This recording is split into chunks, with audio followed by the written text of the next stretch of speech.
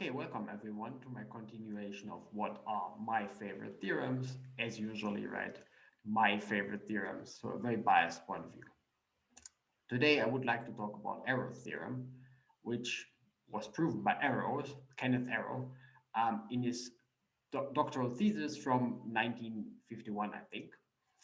And it's a very impressive theorem. It's a very beautiful theorem. It's kind of in the intersection of discrete mathematics, social choice theory, and economy. It's about voting systems, and there is a formal statement, which I'm not going to show you because it's a little bit boring. It's kind of a statement in formal logic in some sense. And usually those are not very suited for YouTube videos. But the model of the theorem itself is pretty amazing. So the real world application, if you want. And that's what I'm going to explain. And during this whole video, the main point will be not that Arrow theorem is very complicated to state or very complicated to prove. I will link the Wikipedia page in the description, which actually gives both the formal statement and the proof, which should tell you that it isn't all that hard, right? If it appears on Wikipedia, it can't be that hard. But I still don't want to do it because the main point is really the application of the theorem, and the main idea that you should apply it to exactly the situation Arrows applied it to, and it's usually referred to, which is amazing. It's an amazingly simple idea, which has a formal proof. So it's one of these ideas. If you knew them, so I will tell you about them. And in hindsight, it's kind of, oh, I could have thought about that. I could have invented Arrow's theorem. I could have proved Arrow's theorem, which is, at least for me, not quite true. But at least it's one of these moments where it really clicks, and you kind of understand that this is really important and an important, beautiful observation. And kind of the main idea is, or the slogan is, why voting is always flawed. So no matter what you do, no matter what you design as a voting system, basically there will always be something that's not what is flawed. It's not what you want it to be. But I should warn you, because this theorem is not saying we should all give up and voting and democracy is nonsense. Actually, it's still a very good idea, because kind of the alternative is a very bad idea. We'll see that. So let's just jump right into it, right? Okay, so I'm throughout this video, I'm going to use those funny diagrams here.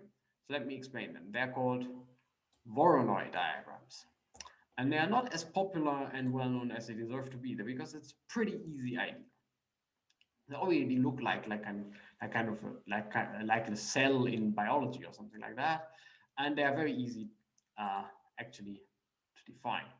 So what you do is you have, let's say, R3, R2, your underlying space, or whatever, or in my case, something like a cube, so interval times an interval, or whatever.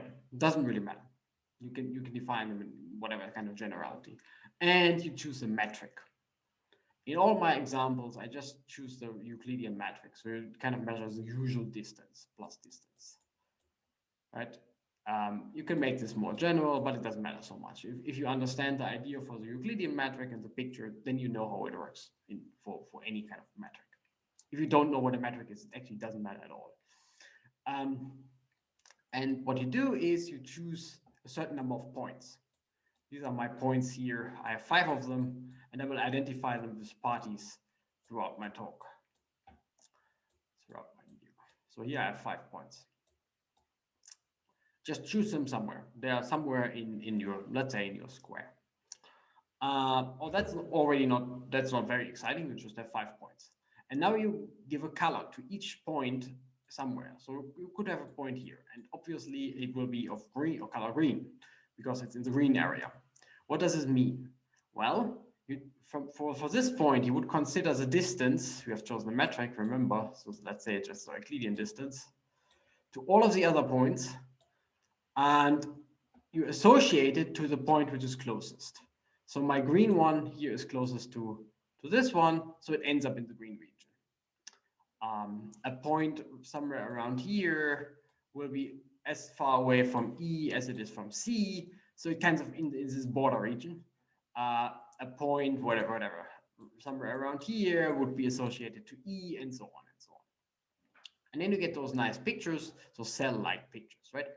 So each color corresponds to basically a region where the points are closest to a certain, to one of your pre-chosen points. And now I would like to do the following trick.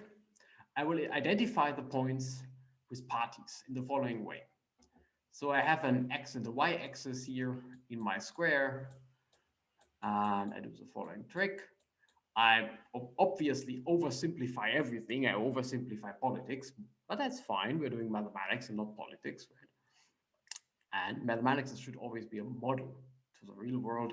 The real world will never be exactly what you want it to be, right? So my model works as follows. I have two questions, two political questions. My political world is very easy. I only have two political questions. I call them question X and Y. And I could completely agree with this question. Let's say with question X, I would give it a 1. I could completely disagree with this. I would give it a 0. I could completely disagree with Y, I give Y a 0, or I could completely agree with Y, I give Y a 1.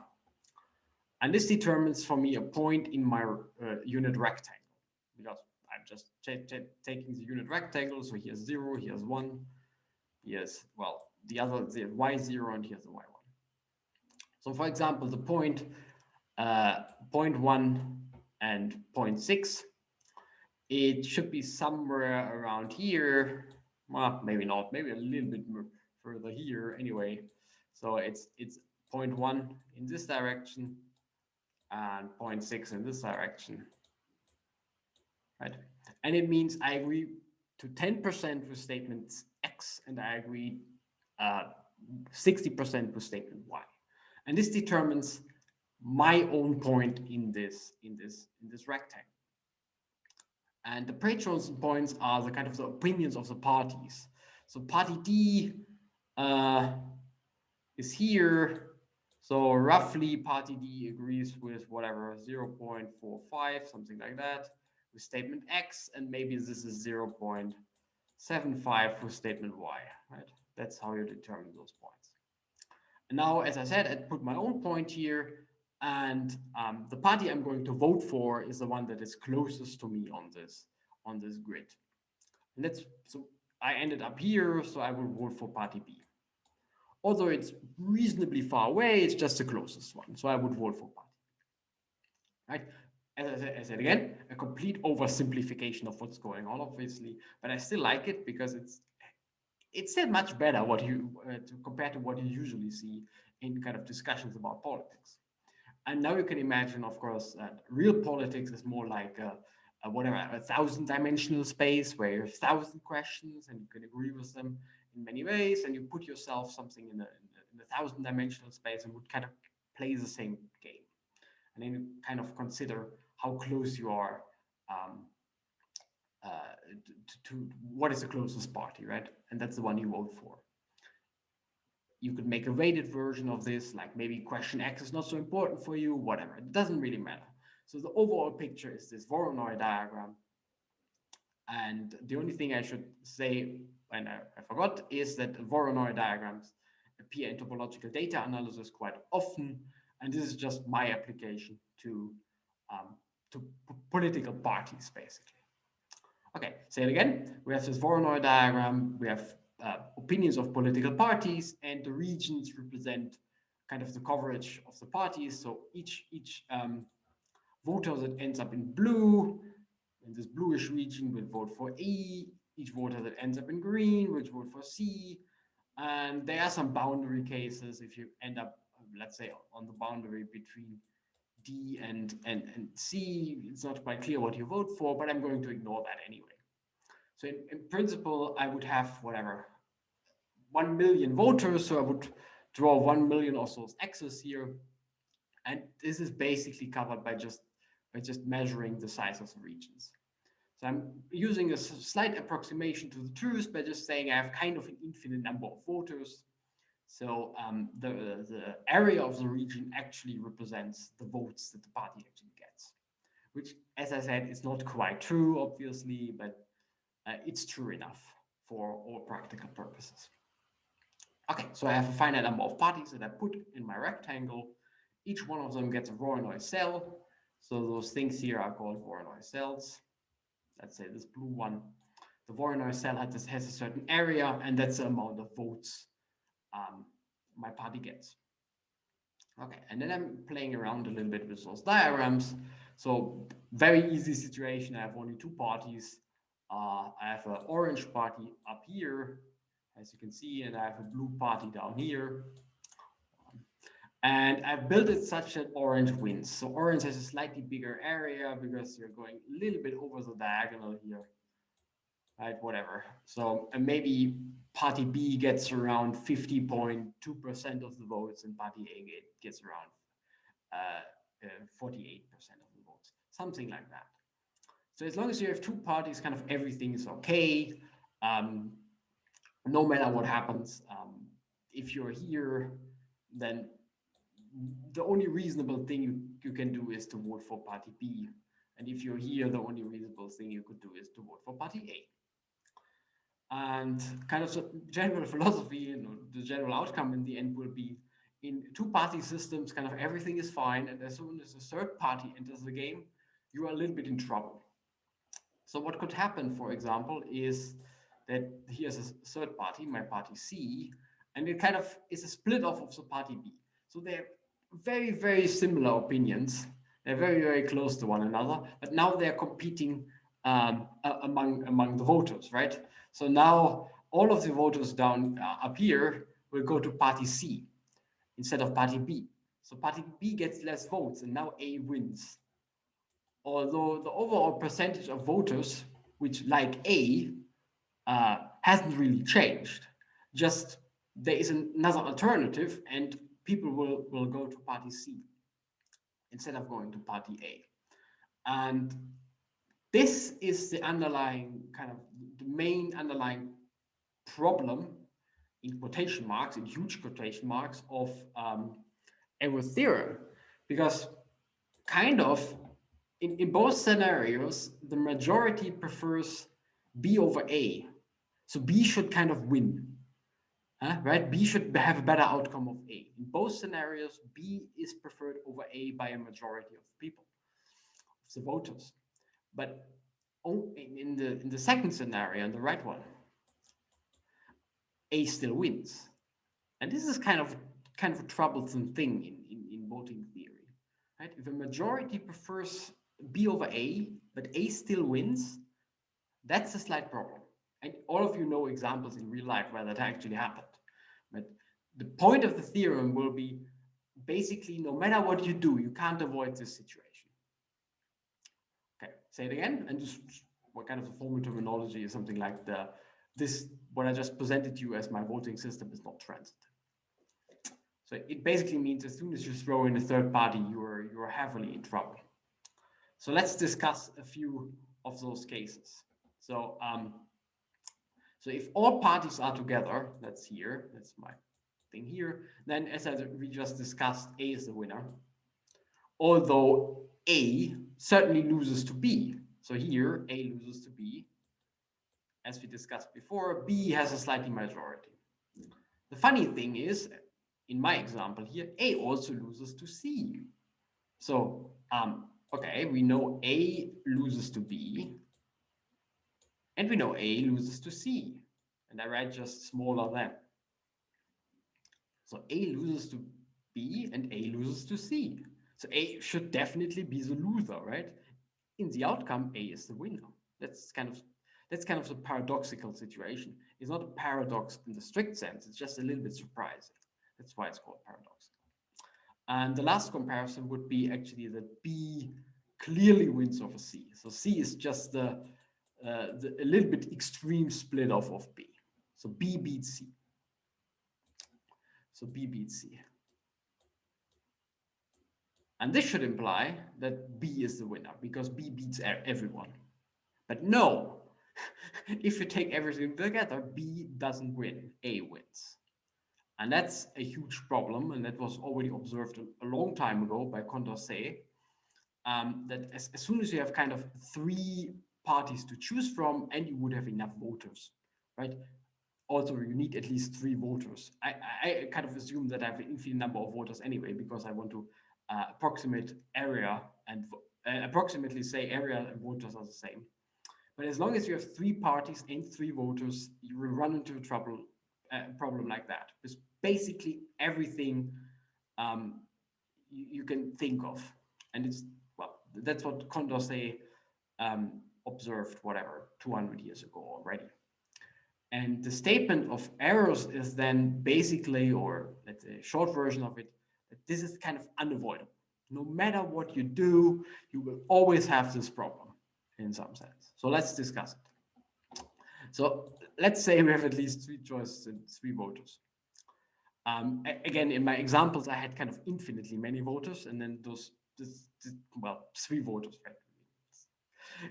In almost all practical examples, you will have more than three voters, right? But the three parties are important. So in two-party systems, you will never run into this problem. And then there's a formal terminology. There's no rank order electoral system, whatever that is, doesn't matter so much. Depending in the country you're living in, it's very likely that you have a rank order electoral system. And then Arrow says that no matter what you do, right? No matter what you do, you have some system, you have majority wins, you have some other version of voting systems. It doesn't matter. The only thing that satisfies A and B in this case, and these are really, really innocent sounding and really something we want to have fairness criteria. I will discuss them in a second. But the only thing that satisfies that would be the dictatorship. And dictatorship means there is someone who just chooses the outcome, no matter what the others say. And that's certainly not what we want, right? The dictatorship is kind of bad. We don't want that. Anyway, so the two fairness criteria, and the first one is really pretty harmless and sounds very innocent and is very innocent. Namely, if every voter prefers A over B, then the outcome prefers A over B. The group prefers A over B. And the one I discussed in the previous slide, so here, is exactly the second one, which also sounds very innocent, but is a really, really strong assumption. We really want that, right? So it sounds really good. Let me read it. If every voter prefers A over B, and this remains unchanged, if you stack in something else like C, then the group's preference will also remain unchanged, right? And that's exactly what's going wrong here, right? I stack in C and the group's preference will be different, although nothing has changed regarding A and B. So this sounds very innocent. It's certainly something we want, right? If you plot in an external thing and the preferences stay the same, then the outcome should stay the same. That's basically what it's saying. It turns out that this is not innocent. In some sense, what Arrows is doing is he places Condorcet argument and says, okay, as soon as I have those two, there's just no way that any rank order electoral system could satisfy these, except the stupid one, namely dictatorship.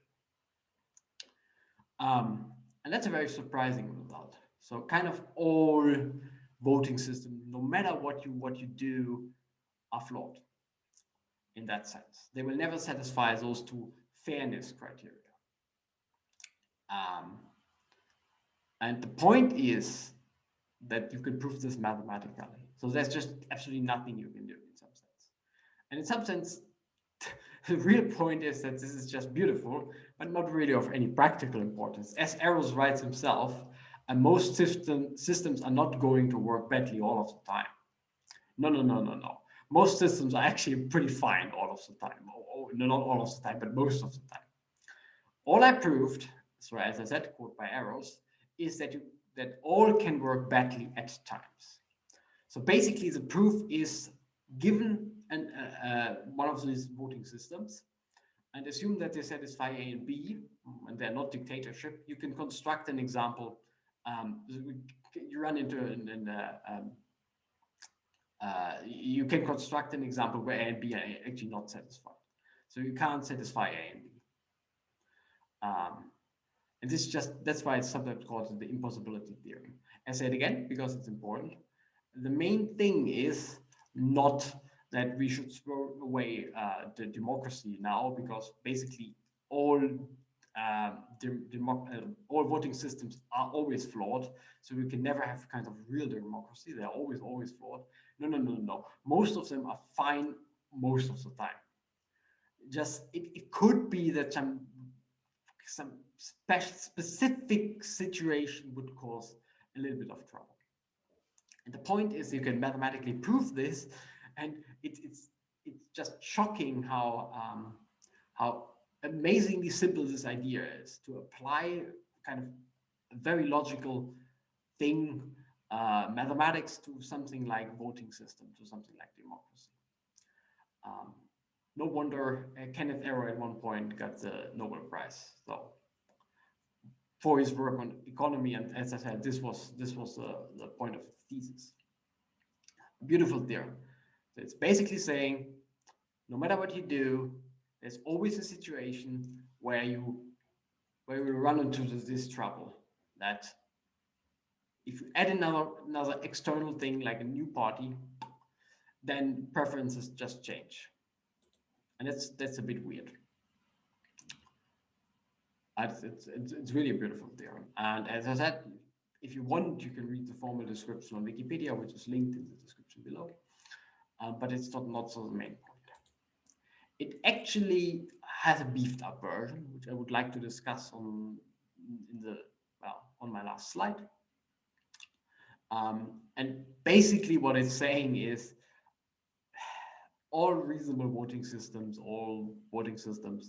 have a version of tactical vote, right? So in general, you would think like democracy should be built like I would vote for party A if I think party A is my best option. But the problem and the kind of a consequence and the reformulation of Arrow's theorem is this Givard-Satterthwaite theorem. And it says, well, no chance any kind of reasonable voting system, for example, probably the one that exists in your country, will allow tactical vote. And tactical vote just means I vote for a different party that I actually would like to vote for, usually, to manipulate the outcome. I have an example here. So in this, on the left-hand side, in this picture, you have 5 parties again, and party A, that's the bottom one here, actually takes the win because it has the slightly biggest area. It's a bit bigger than everything else. But certainly the voters for party B, that's the top one here, they don't really like party A. They would prefer party D way over party A usually.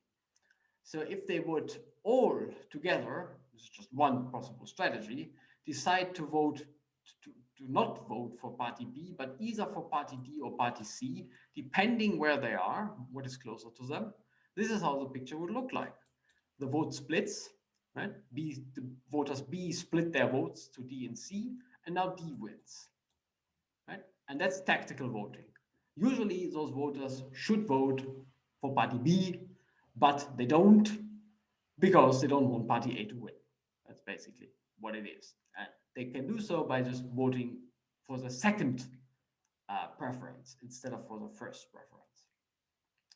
And again, the point of the theorem is you can make this absolutely precise, right? You can write down a formal theorem and you can prove that this works for any reasonable voting system. Okay, so I hope you enjoyed today's video. Again, the outcome, the takeaway message is not that you should stop supporting democracy. The takeaway message is that voting and mathematics are actually really heavily tied together, and also economy and mathematics are heavily tied together. And sometimes in certain constructed situations, there will be just impossibilities that are a little bit surprising, but they are just mathematical facts. And we should keep them in mind, obviously, but we shouldn't just kill us right now because everything is bad and everything is flawed. No, most of the time, everything is actually quite okay. Yeah, and that's it for today, and I hope to see you next time.